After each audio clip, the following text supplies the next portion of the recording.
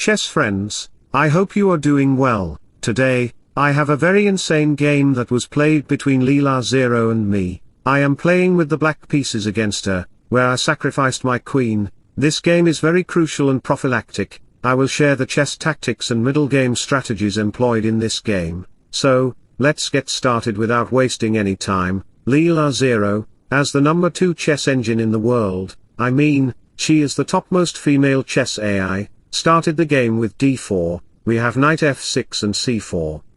Here, I could go with e6, converting the game into the Indian game, where I would play d5. India is a great place for travel, with the ISKCON temple, Taj Mahal, and many other beautiful places, but I decided to launch my attack differently by playing g6. I will approach the modern variation, much like the modern haircut I have. Leela just goes with knight c3, and after bishop g7, we have e4, making 3 center pawns to dominate the center. She could go with f3 or f4, both moves are crucial. I responded with d6. Playing casual moves, like going to a bar to take a soda or coffee, I could also consider c5 or knight here to gain dominance over this diagonal. White usually responds with d5 or e5 to further counterplay, like if a dog attacks a cat might counter, because a cat is never afraid of dogs or any bigger animals. Leela just played f3, declaring her intention to invade by pushing her g and h4 pawns. I will employ a strategy, and you know what, Stockfish. After you play castle, it will give me a prophylactic and profitable position, like investing in a big cap company.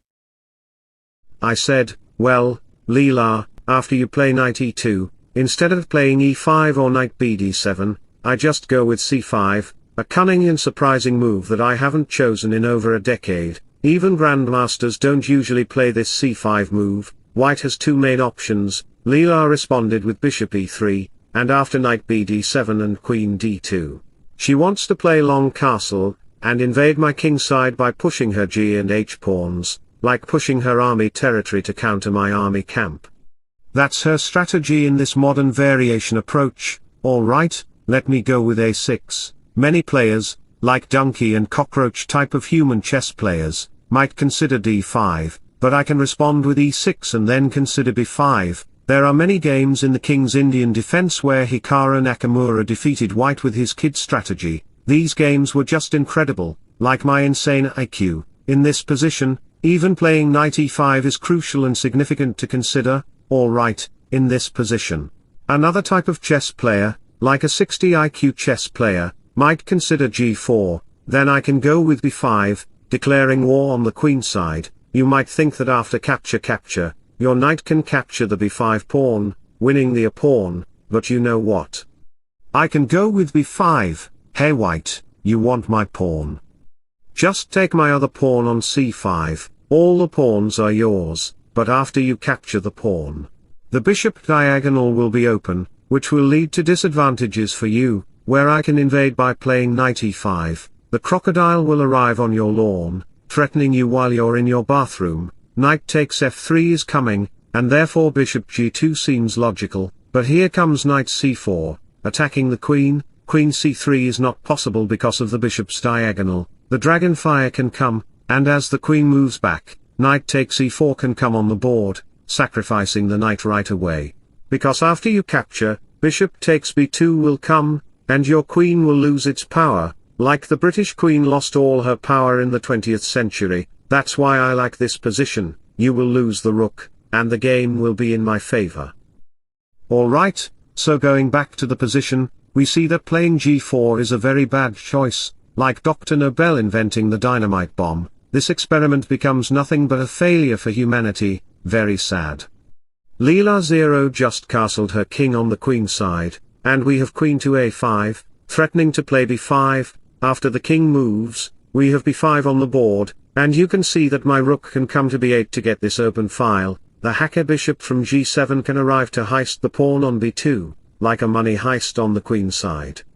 Here, LeelaZero played a very technical and tactical move, knight d5, which attacks the pawn on e7 and the queen at the same time. Retreating the queen to d8 might protect the pawn, but it would not bring any advantages because the knight can exchange. In this position, when knight d5 is played, I didn't retreat my queen like a retreating soldier who sees that their opponent's soldiers are more powerful. That's a cowardly move. I said, I can die, but I will not let my country die. I can cut my head off, but I will not surrender. So, I punished her by capturing her knight on d5, which resulted in a brilliant move and sacrificed my queen. Leela says, let me just capture your queen. After I captured her piece on e3, I got 2 minor pieces for the queen, and overall, it was completely good for me. When knight c4 comes on the board, it attacks the queen. Retreating the queen to c3 would allow the bishop to gain significant advantages on this diagonal, so the queen moves back to e1. You can see that I have a powerful pawn structure on the queen side, which also holds significant advantages with my powerful bishop. This is quite good and brave for me. It's like losing my main city, but still having 2 powerhouses to generate enough power to solidify my territory and soldiers. Alright, even capturing the pawn on d4, why not? If I get the pawn, why wouldn't I capture it? We have knight f4 by LeelaZero, putting pressure on the knight. Her knight can jump into the center, coming into my field, after knight e5 happened on the board to protect the other knight and initially attacking the b2 pawn. Many chess players, even Levy, might consider b3 to attack my knight. But I can respond with d3, sacrificing another piece on f4. Capturing the knight would result in connected pass pawns, and you can see that my bishop is protecting that diagonal. Rook to b8 can come on this file and create significant advantages for me, like laughing at a serious moment in a meeting or classroom, making everyone look at you. That's the nervousness white's position is in. So let me share a beautiful quote about life with you.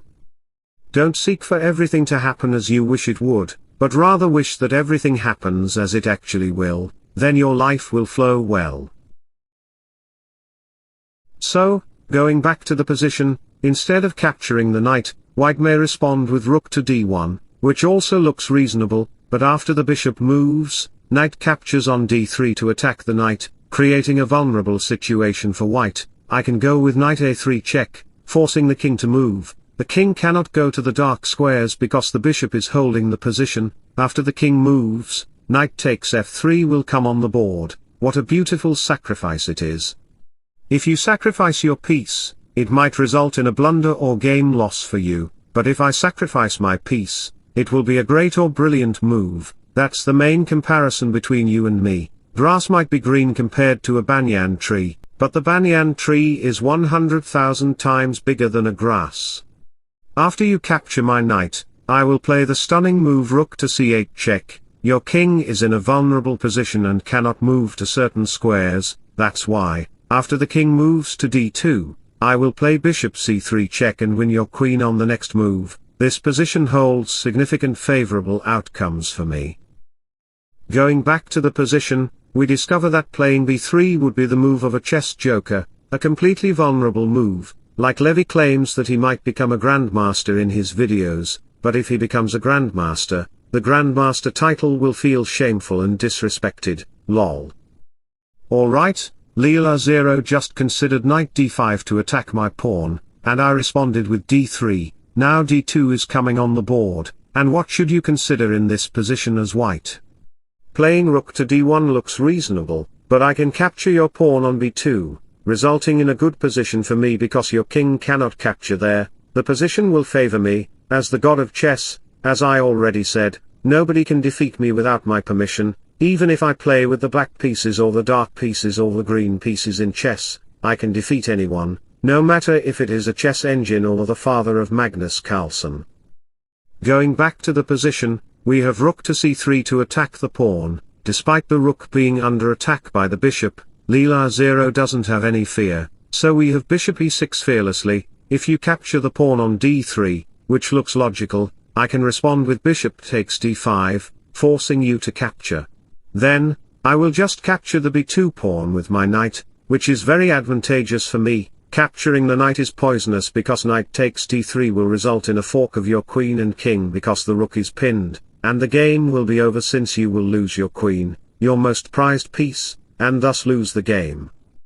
So, going back to the position, so here, instead of capturing the d3 pawn, Leela just captured the e pawn with a check, forcing my king to move. Then she captured the pawn. The point is that the knight is no longer being attacked by the bishop. Now, I also play a tactical move because LeelaZero is not the only one who can make tactical moves. If the sun can produce light and heat, then there are other stars like Kepler that can also produce more heat and light. As I mentioned, the knight cannot be captured because of knight takes d3. After the bishop moves, knight c4 comes on the board to protect the knight, and you can see that the rook is under attack. The rook has only one square to go to, which she played, and we have bishop f6 attacking the knight. Instead of safeguarding the knight, she played f4, giving me the opportunity to capture the knight, but it is a trap. Don't dare to capture the knight because your own knight is under attack. You will lose both knights, and the game will be completely favorable for LeelaZero. I played rook e8 to attack the knight, but still, she did not play knight c6 because that move would be very passive and the knight would be very demobilized, like a racehorse in a desert. It would be useless. So, Leela played f5, bringing the knight into play. You cannot just capture because the knight can recapture. After the capture and recapture happened, we have rook takes e6. You can see that my position, along with my king's position, is very good and refined. The knights are also well placed. I have two pawns on the queen side and a center pawn on d6. White's position is quite vulnerable because the king side has no pawns, which is why Leela invades by playing h4, declaring war on the h5 square. We have h6, and after the bishop moves, you can see that my king's position is well established.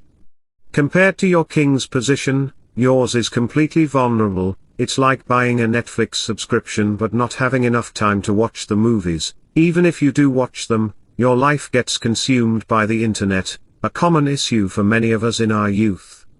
Alright, we have h5. After a few moves, we have rook a3 to attack the a6 pawn. I protect it with my rook. You can see that the bishop is well established, and you cannot capture my knight because of knight f3 check, which will fork the queen and king. So, we have rook c3, and after a few moves, we have king a2. My position is still dominant. You know what?